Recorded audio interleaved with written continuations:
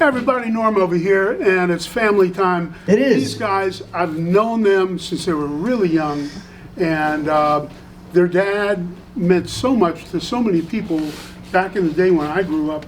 I mean, every week it was like the big thing to watch the Ozzie and Harriet show, and then when Rick would come up and sing at the very end, it was a big deal. And, you know, of all the 50s rock stars, other than Elvis, I mean, Rick Nelson was about as big as it got. And he had that format of being on TV every week. Yeah. So every kid, you know, that loved rock music. They would tune in for the last 5 minutes of Ozzie and Harriet. They might miss the rest of the show, but they caught Ricky I at the was end. for that, yeah. Yeah, it was a neat thing. Our grandpa Ozzie was, I think he was pretty bright in the sense that our dad never was on Bandstand, and people didn't know that. So Elvis and Ricky were the only two really big artists back then that didn't do American Bandstand. Oh, I didn't realize that. Yeah, if you wanted to catch Ricky Nelson, you tuned into Ozzie and Harriet on ABC. Smart. Yeah, it's a good thing. And their granddad was also a band leader in the 30s, and he was really cool because, you know, a lot of the people that, you know, had tunes that were on the show, he didn't demand their publishing and stuff like that because he was a musician. It's so true. he kind of was really cool with them. Yeah, much to our chagrin. It would have been better if he had done like Colonel Parker. That would have been great. But hey. Wow. No, you know, yeah, he didn't think it was fair because as a band leader, you're right. He thought that there was enough to go around for everybody. Right. And Oz was a great guy. He wrote, produced, edited, directed, and starred in all 435 episodes of the show. And always thought that TV was a fad. He thought it was going to end any day, and he could back out on the road with our grandmother singing, and he loved music. So for the And also, was Travelin' Man, was that like the first actual rock video? It was. Well, it's the first conceptual rock video. It was the first time that anybody put a concept in the music together, because they had that film of travel logs and all stuff behind her dad as he was singing. A show and in France, Yeah. and a show in the islands, and in the 50s, all of a sudden, you found yourself in France. It was pretty cool. Different girl in every port. You know, it's just politically incorrect now, but I love that. That's okay. Yeah, It was that, different era. that song could never happen now. All right, and so something really cool that just happened. Was it last night? It was last night. My phone started blowing up here. I'm feeding back a little bit here on this guy, but my phone started blowing up with The bass people- is going over on Matthew's mic, just to let you know. It's okay. It's I sound great, but I sound like I'm about to feed back. I don't know where to do that. No. Keep going. Wherever that mic is coming up, if you could dial back some bass, I'd appreciate it. Yeah, or just bring down the volume a little bit. Yeah, I'll that'd be lean cool. on it. Thank you very much. Oh, there it is. Yeah, just a little bit less gain. There you go. Oh, Toot, toot, toot. Yep. Oh, now I know where it is. Okay. I got Perfect. it. All right, Thank got you. it. All right, we apologize. That's okay. Yeah, come on, this is live. It's This is okay. live. This is It's good. We're okay. Normans right now. Exactly. My phone started going off this morning with 1 million people saying that they saw Bob Dylan in San Diego, and he sang our dad's song "Garden Party." And I thought that it was interesting for a lot of reasons. They were friendly with each other, and I believe hung out quite a bit. But he was, of course, inspiration to our father. And I read his autobiography. I think it was, well, it was just great. I think it was like page 14 and 15. There was a whole thing on listening to our dad's music, and then he cut some of his songs. As a matter of fact, when he formed the Stone Canyon Band, the second phase of his career, the first return to the hits that he had made in the 50s, really after a break, was, I think it was She Belongs to Me, Bob Dylan cut. And he did a great job doing those songs, but last night for Bob to just tip the hat at our dad was a lot for me. It was really great. We had just had a conversation with the record company that has our dad's records, and I said, you know what, you really need to work, just service Garden Party, because every time we play a show, people ask for us to play Garden Party. And for Dylan to do it, the very day I mentioned, just play Garden Party, get it out there. Well, it was a message to... It was a message to me, but the song was a message to the world, I guess, for our pop, and maybe there was something played in there with Bob playing it last night. You know, you can play all those old songs that people want you to play, but if you just don't feel like it as an artist, or you want to move on, sometimes those hit songs, those familiar songs can weigh you down a little bit. Right. And so that's what Garden Party was about. He wrote it in 1971. It was released in 72 after getting booed off the stage at Madison Square Garden for not looking the same and playing, actually for playing a couple of Dylan cuts. So it was just kind of neat that happened yesterday.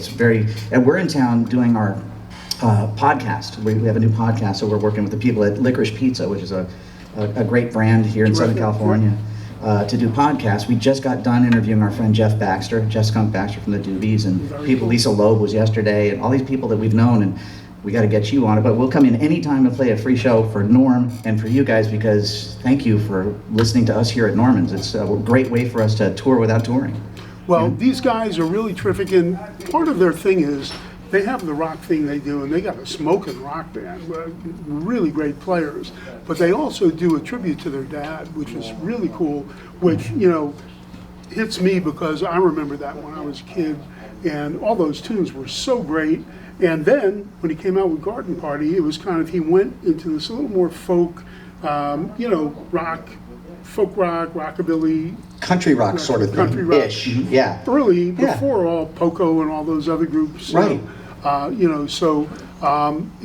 this tune was basically just saying, if I got to just play Hello Mary Lou and all those tunes that you want to hear, I want to do what means something to me, and I'd rather please myself. Yeah, if memories were all I sang, I'd rather drive a What truck, he used to right? say was that when he showed up at that show, he looked different than he did on Ozzie and Harriet, Right. and he felt that a lot of people expected black and white television Ricky to be his perpetual image, and he showed up with long hair and kind of cowboy attire, and this was actually after Dylan's Nashville Skyline album, so everybody was, influenced by all the stuff that was happening there, and he found a voice after a long break. Randy Meisner from the That was a Eagles great in his band, too. Great band, And so when he wrote that song, it was like the most unlikely comeback hit for a former TV pop star. One other guy, Dion, Yep.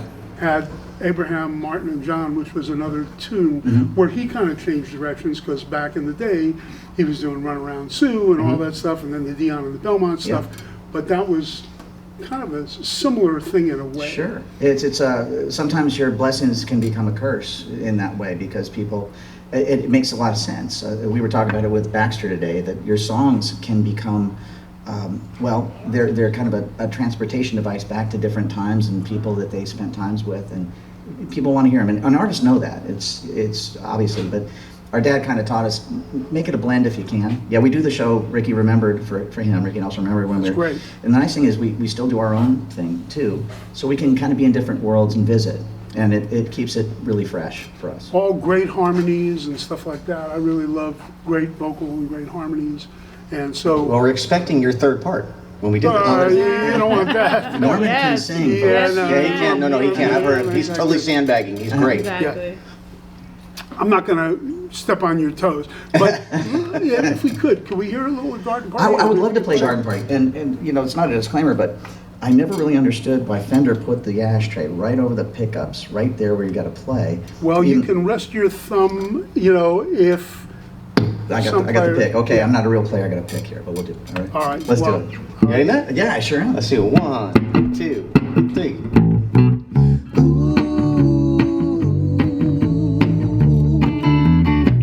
I went to a garden party to reminisce with my old friends. A chance to share old memories and play our songs again. When I got to the garden party, well, they all knew my name.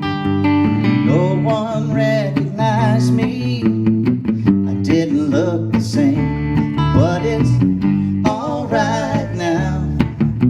I learned my lesson well.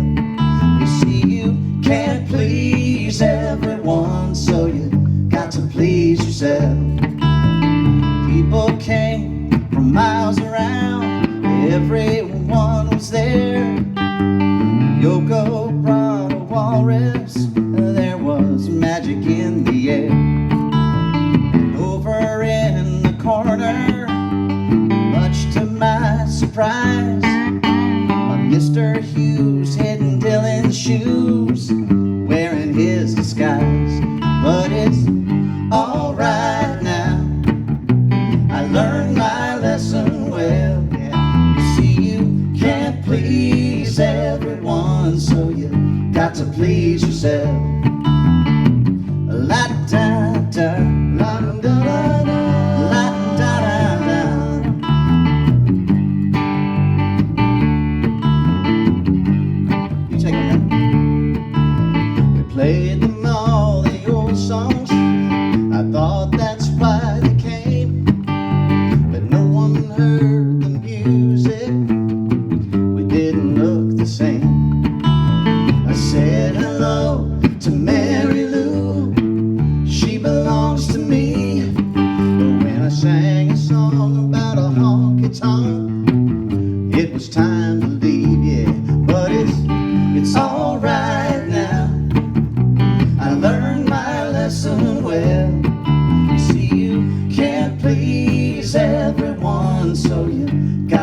please yourself.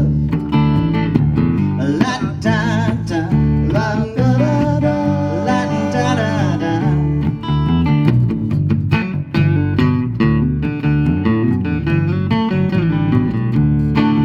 Someone opened up the closet door, and out stepped Johnny Be Good, playing guitar like a ringing bell, and looking like he should. Now if you gotta play at garden parties, I wish you a lot of luck.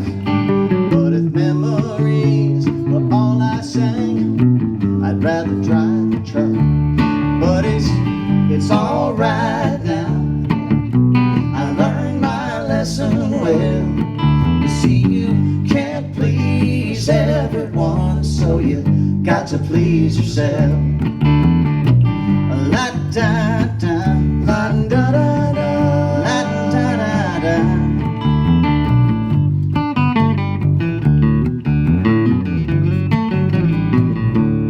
Yeah, it's all right now. Yeah, I learned my lesson well. You can't please everyone, so you got to please yourself.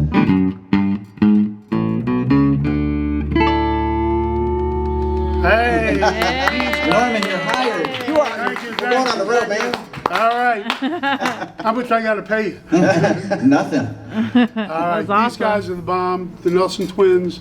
Love these guys. They're like family to us for so many years. And, you know, if you ever get a chance, you want to see Ozzy and Harriet show and see Rick, because, of course, you have James Burton playing guitar. and Burnin'. Great band. Joe Osborne on the bass, you know, Richie Frost on the drums. He always had a great band. That was one cool thing. They're like the first music videos. They were cool. Really cool stuff. You can actually see that, I guess they're online. You can do a pay-per-view thing like Amazon Prime and stuff, and I'm going to be watching your documentary. Well, I hope so. Yeah, absolutely. And Well, thank you, Norman. Thank you, Mr. Dillon. That's Very right. cool. Thank you, guys. Always a pleasure to have these guys come in the store. That was awesome. Wow. thank you, brother. All right. You sounded great, man.